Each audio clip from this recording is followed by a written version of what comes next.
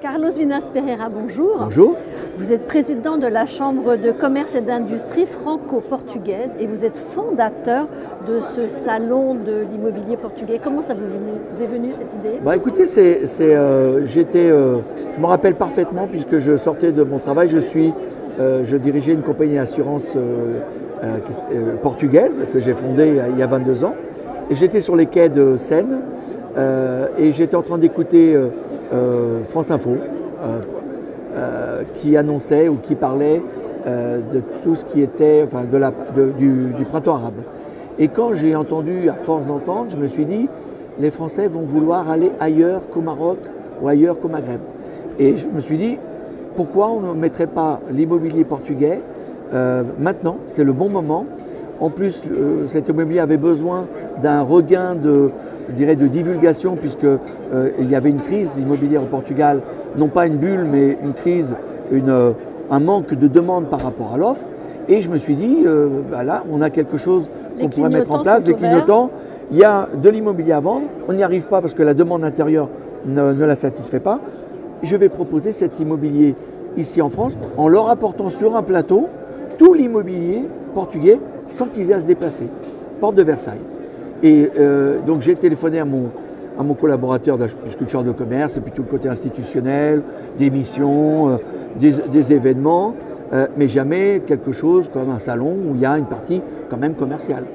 Et je l'ai appelé en lui disant, Ricardo, on va faire un salon, on prévoyait une réunion, je vais vous parler du concept, et on va faire un salon d'immobilier à Paris. Il n'y avait pas encore le mot tourisme.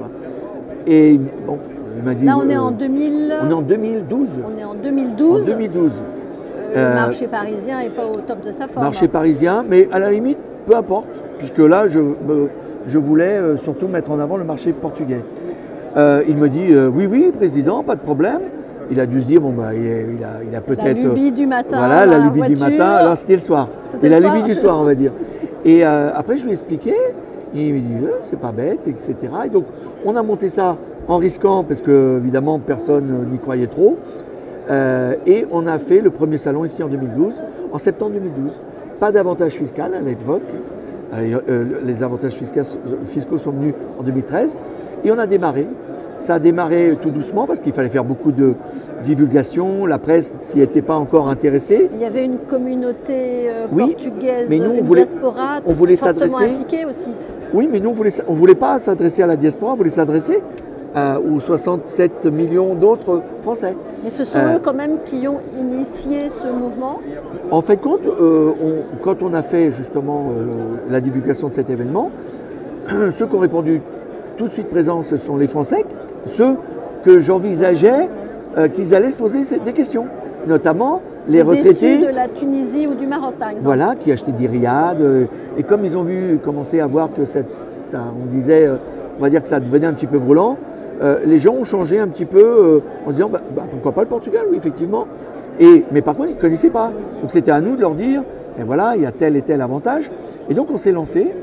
Au départ, alors en 2013, ça a redémarré. En plus, on avait les avantages fiscaux. Alors là, toute la presse est venue, les retraités qui pouvaient aller au Portugal sans payer d'impôts pendant 10 ans. Donc ça a été le premier cheval de bataille.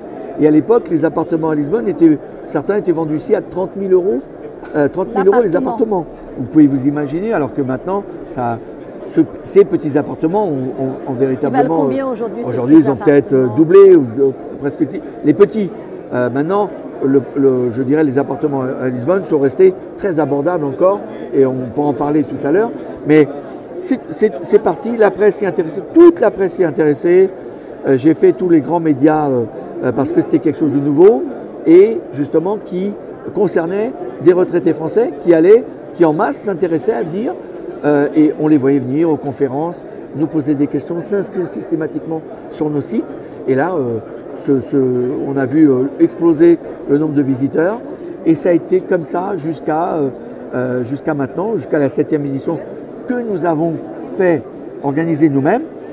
Cette édition étant organisée, donc nous avons cédé 75% du salon à un entrepreneur français qui s'appelle Marc Loffer et qui a repris 75% du salon. Nous avons conservé 25%, conservé la partie commercialisation sur les clients que nous avions déjà auparavant et conserver cette partie institutionnelle, la relation avec le gouvernement, les relations avec les municipalités qui sont ici très nombreuses et les relations avec les régions.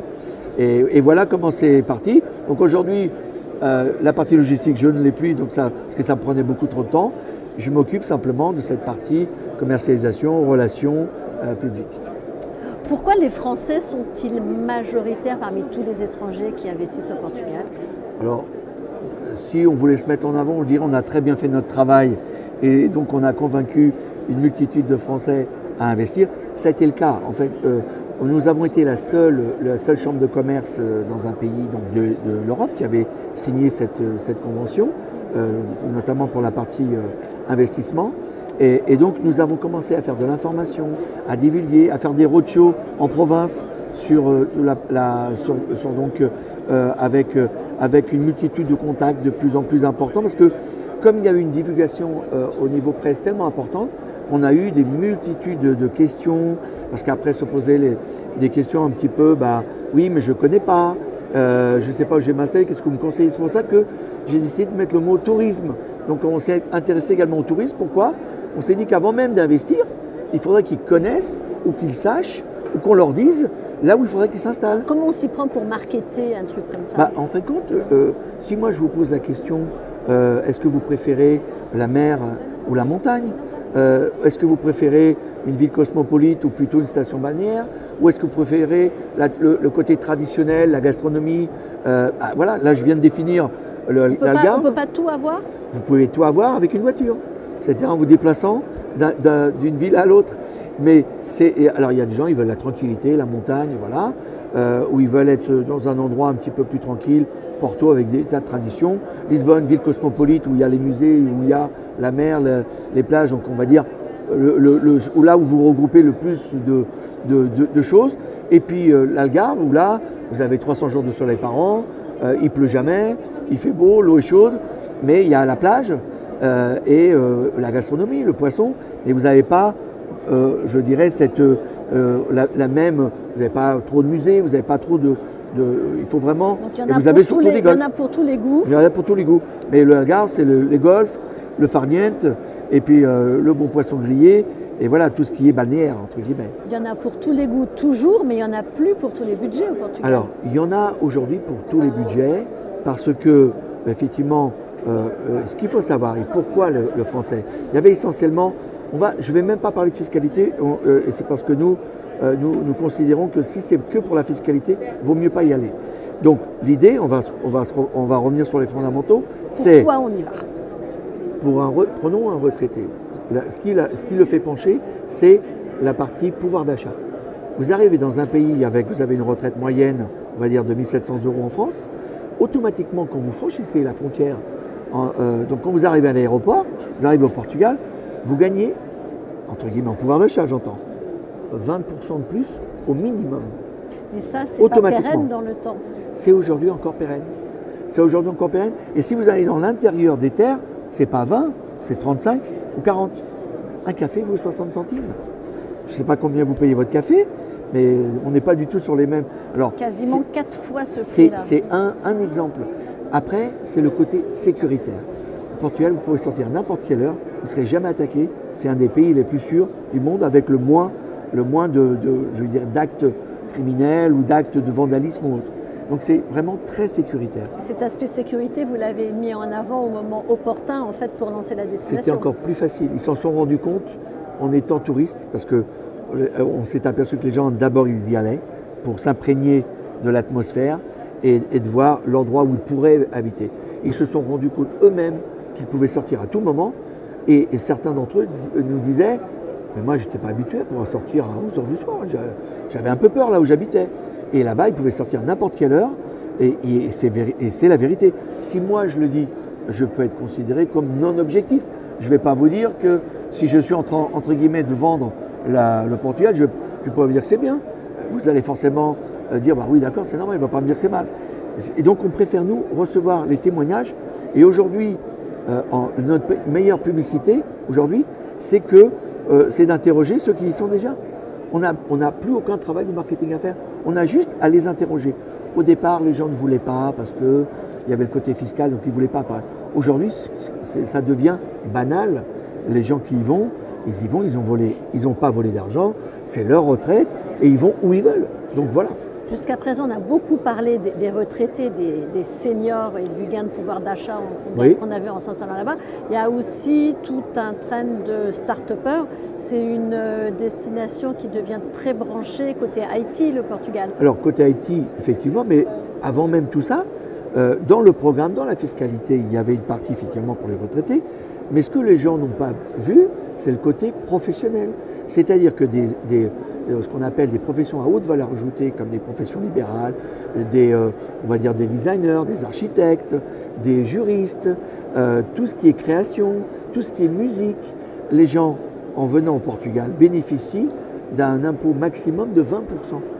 Donc quelqu'un qui vit de la SACEM, des grandes vedettes ou des grands, je peux vous citer des noms parce qu'ils le revendiquent eux-mêmes, des stars, que des Louboutins, sont à Cascais, dessinent leurs chaussures ou dessinent leur maison ou leur objet.